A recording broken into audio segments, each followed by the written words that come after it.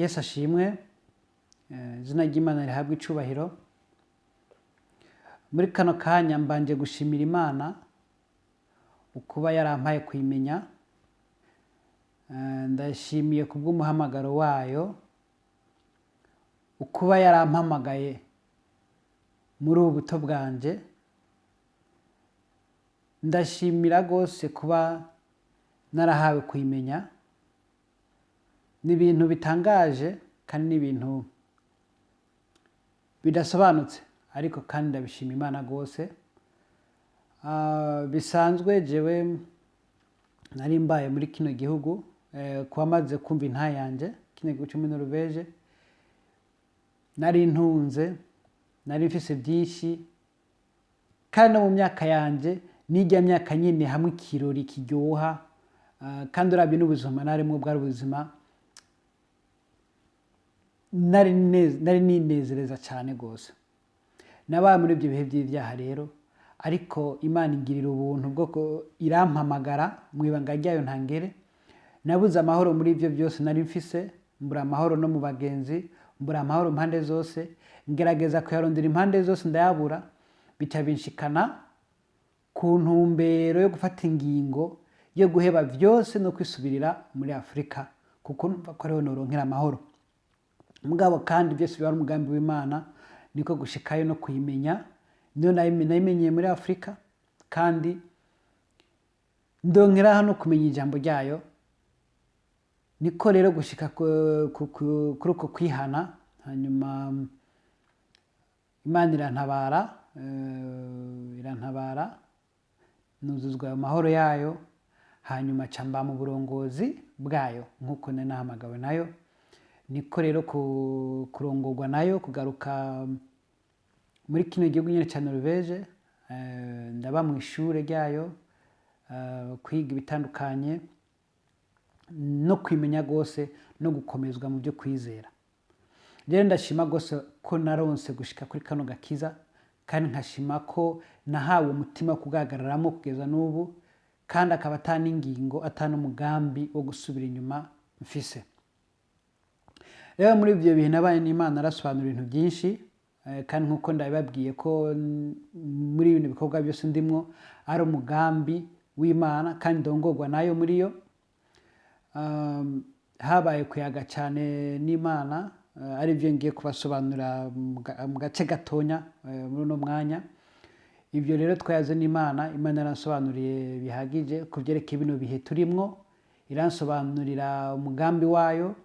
Niko gutumwa cyane kubwira abantu no kwigisha abantu kugira ngo bashobore kwihana ku bwa bino bihe turiko turashikamo, canke novuga turimwo, twamaze gutangura mugabo bigiye gukomera cyane.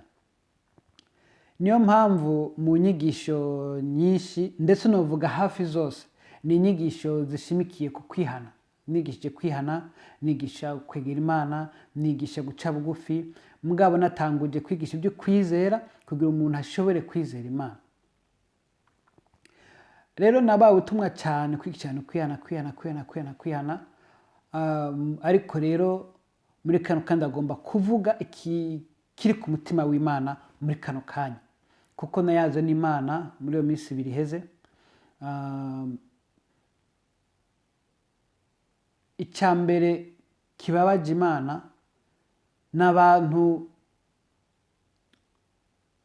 biyitirira ko bakijijwe, biyitirira ko ari ab'Imana kandi batarakizwa.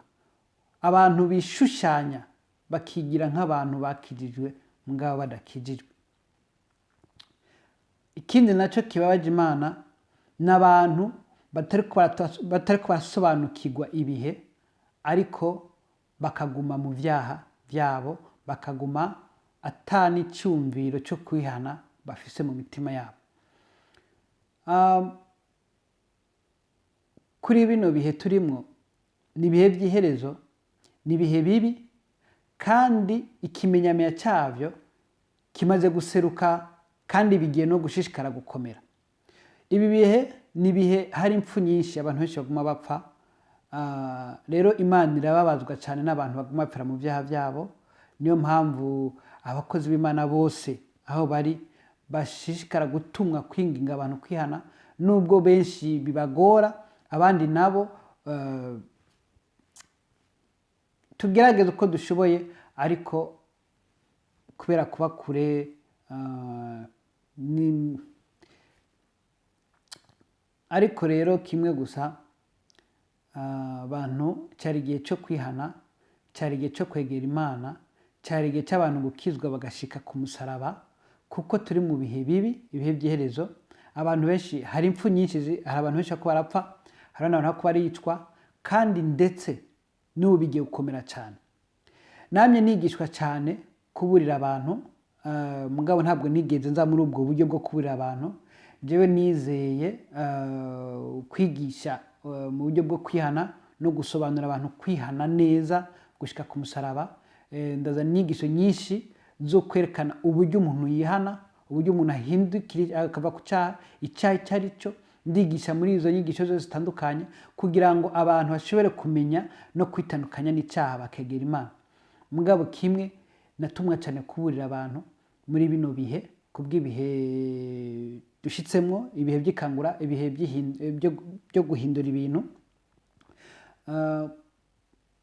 kuko Imana aravuga cyane ngo nk'uko byabaye kuri Nowa niko n'ubu bigiye kuba. Bisigura ko hagiye kuba umwuzure, hagiye guseseka amaraso, hagiye gupfa benshi, ariko Imana ikagomba ko muri abo benshi bagiye gupfa, ko bopfa basi bihanye kugira ngo bashobore guhabwa ubugingo no kubana n'Imana ibihe bidashira. Rero ibimenyamenya turamaze kubibona, maze gutangwa no kwigisha. Haraserutse irya miyaga yose yaserukiye muri Amerika, yonona ibintu byinshi. Kuri ibyo onye Imana yaragize icyo bivuga ko nabyo nyine yavuze ko nibihe Imana ije kugira ngo ucishe bugufi ibyishyira hejuru. Hanyuma kandi bigira kabiri twarabonye corona ni kiza cyaje kandi cyavunaguye cyane cyane bino bihugu by'amahanga. Ubukene buhari burarenze ku buryo abantu cyane cyane bari muri Afurika ntibabisobanukirwa, ntibatahura bino bihe biriho, ariko bisanzwe ibino bihugu byose byakishijwe bugufi rwose mu buryo bw'itunga, kandi birabasize ubwenge, ntibasobanukirwa n'ukuntu bari buve muri bino bibazo, ino kirize iriho muri kano kanya. Kandi abantu benshi bariko barapfa mu bwinshi, nk'uko nyine ariko bino bihe nyine bisa. Kuri icyo nacyo cya corona, Imana yaragize icyo kivuze ko yavuze ati ni igihe cy'iherezo nyine, byarahishuwe muri Matayo, usomye igice cya 24 birahavuga. Rero kandi ikindi kimenyetso yakoresheje mu kubivuga ko yaravuze ati nta mugore agira kubyara ataragira ibise, umuntu abanza kugira ibise nawe niwe mubabaro, niko bivuga.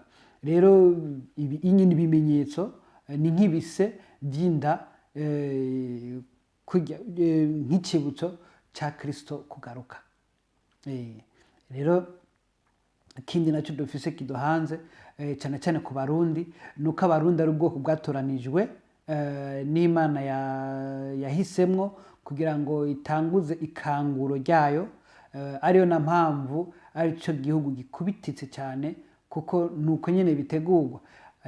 Aho mu gihe isezerano rigombye gushika, Satani nateza guhaguruka kugira ngo agwanye. Rero muri ibyo bihe rero nabyo turimo ni ibihe nyine biteje ububi mu gihugu, kandi bangamiye n'Abarundi cyane, kandi hariko araba n'impfu n'ubwicanyi butandukanye.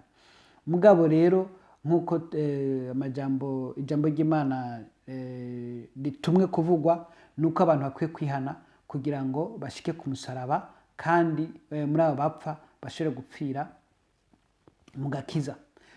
Imana rero avuga ati none umuntu amaze gupfa, kuko ijambo rivuga ko umuntu yaturisha akanwa akizeresha umutima, none wamaze gupfa wo kwatura gute kandi utakiba ugifise akanwa? Umuntu ko yizeresha umutima, wakwizeresha umutima uki mu gihe uzoba wamaze kuva mu mubiri?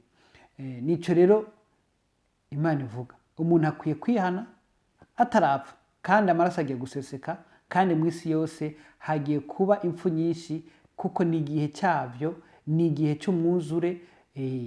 rero abantu bose bitegure, umuntu wese ashishikare kubaho yiteguye, kuko nta wuzi isaha n'umunsi wiwe.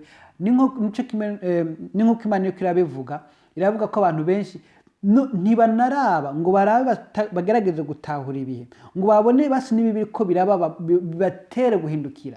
Ibyo ni ibintu bibabaje Imana cyane, kuko abantu benshi barako barapfa no muri kano kanya.